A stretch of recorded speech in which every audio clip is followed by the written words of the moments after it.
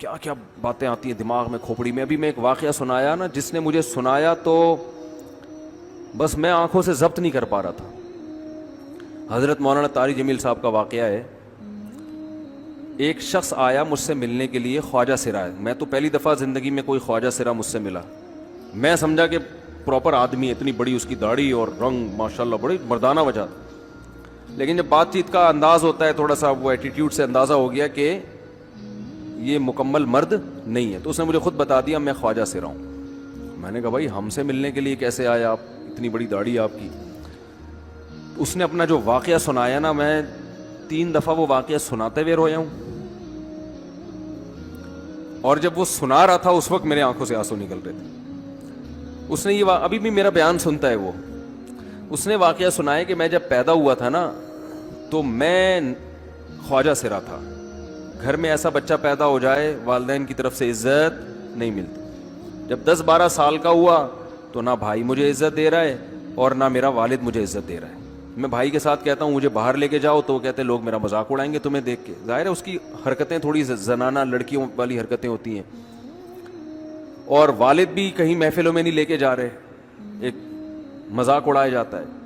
کہنے ایک دفعہ میں کہیں گزر رہا تھا تو یہ جو ہوتے ہیں نا خواجہ سراؤں کی پوری ایک جماعت تھی, انہوں نے مجھے پہچان لیا, دیکھا اتنا اچھا. اس وقت نہ اس کی داڑھی اور یعنی اس میں خواتین والی ہی علامتیں تھیں زیادہ. تو انہوں نے مجھے کہہ رہے اتنی عزت دی, کھانا کھلایا اور اپنے گرو کے پاس لے کر گئے. اور گرو نے کہا کہ تم ہمارے ایجنٹ بن جاؤ, ہم تمہیں پھر ڈانس ماس کروائیں گے, آدھے تمہارے آدھے ہمارے, جو بھی اس کا سیٹ. کہہ رہے مجھے پہلی دفعہ کہیں عزت ملی. تو لیکن میرے ابا کو پتہ چل گیا تو ابا نے لا کے طبیعت سے کوٹ دیا, ٹھیک ہے نا, کہ دوبارہ ان میں نہیں بیٹھنا. ٹھیک ہے ہم نے توبہ کر لی, بھائی یہ برے لوگ ہیں, ڈانس ماس اچھی چیز نہیں ہے, ٹھیک ہے. تو اب کیا ہوا, کہتے ہیں کہ پھر جو ہے نا کچھ دنوں میں کہیں کسی سے جھگڑا میرا ہوا کسی بات پہ, تو اس نے انتقام لینے کے لیے شکایت لگا دی ابا کو کہ یہ دوبارہ ان کے پاس گیا. حالانکہ وہ جھوٹی شکایت تھی. اب ابا کو لگا کہ یہ صحیح کہہ رہا ہے جس نے شکایت لگائی ہے, کیونکہ شبہ تو تھا نا ابا کو دوبارہ جائے گا. ابا نے پھر مارا. تو کہہ رہے میں بول رہا ہوں کہ میں نے یہ کام نہیں کیا, میں نہیں جا رہا ان کے پاس, میں نہ ناچ گانا سیکھ رہا ہوں, کچھ بھی نہیں. لیکن ابا نے اس کی باتوں میں آ کے انکوائری نہیں کی ہوگی پوری, وہ سمجھے ہوں گے کہ بھئی ایسا ہی ہے. تو ابا نے پھر کٹائی لگائی.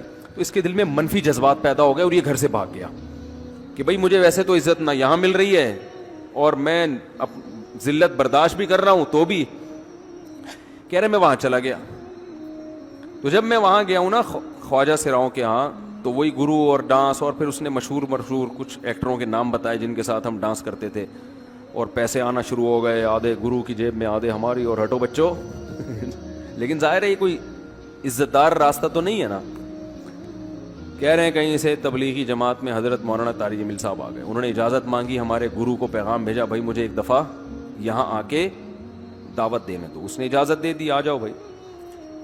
بیان کیا, ان کو سمجھایا بھائی یہ زندگی نہیں ہے, اللہ کی سیروزے کے لیے بہرحال ترغیب دی. کہہ رہے ہیں میں تیار ہو گیا, باقی لوگ تیار نہیں ہوئے, میں تیار ہو گیا. کہہ رہے میں نے گرو سے اجازت لی, اس نے کہا جاؤ لگا لو سیروزہ. تو کہتا ہے کہ جب میں حضرت کے گھر پہ گیا ہوں نا تو حضرت پہلے سے دروازہ کھول کے ایسے انہوں نے دونوں بازو پھیلائے ہوئے تھے استقبال کے لیے, پہلے سے کھڑے ہوئے تھے علماء کے ساتھ. کہتے اتنے مشہور آدمی, اتنی بڑی سیلیبریٹی, اور اتنے بڑے بڑے علماء, ان کی پگڑیاں, ان کے اتنا خوبصورت لباس, جو خود عزت دار لوگ ہیں. کہہ رہے ایسے جو ہے نا میرے استقبال کے لیے دونوں بازو پھیلا کر کھڑے ہوئے, اور ایسے مجھے بیٹا بنا کے نہ اپنے سینے سے لگایا کہ تو میرا بیٹا ہے. کہہ رہے خدا کی قسم مجھے زندگی میں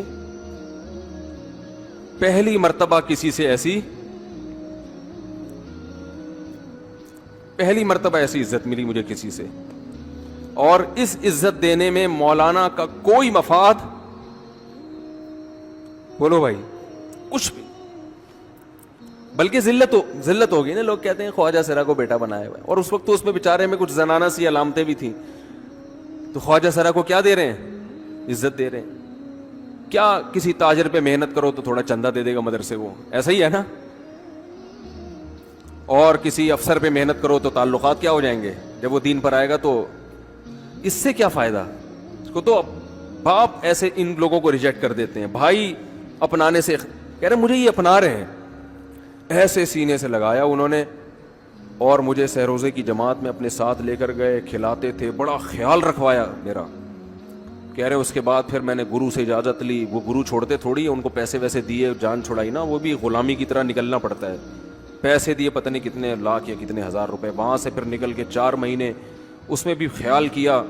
تو پھر تبلیغ کے بزرگوں سے ملا, پھر انہوں نے پورا مجھے بتایا کہ بھائی تم یہ علاج کرو تاکہ تمہارے اندر یہ زنانہ علامتیں ختم ہو. تو وہ علاج کر رہا تھا ماشاءاللہ, انجیکشن لگے, انجیکشن میں ڈاکٹروں کی بھی مدد کروائی. یہ ایسی این جی او ہے میرے بھائی جس کو کوئی بھی این جی او نہیں کہتا, نہ ان کے کوئی اشتہار آ رہے ہیں. کتنے لاکھوں لوگوں کو اس طرح سے یہ لے کر بھی آئے اور ان کے مسائل بھی حل کیے, مگر نہ کوئی ویڈیو بن رہی ہے, نہ کوئی اشتہار آ رہا ہے. یہ تو اس نے خود مجھے بتا دیا نا, اور اس نے کہا ایسے سینکڑوں لوگوں کے ساتھ ہوا ہے. تو اس کی ماشاءاللہ اب داڑھی نکل گئی. اس نے کہا آہستہ آہستہ میں اللہ سے امید ہے کہ مکمل مرد بن جاؤں گا میں. تو یہ ہے وہ دعوت جس میں آپ کا کوئی مفاد بولو نہیں ہے. تو دعوت کے کام میں جب تک اس درجے کا اخلاص نہیں ہوگا, اس وقت تک آپ کی دعوت میں جان پیدا نہیں ہوگی.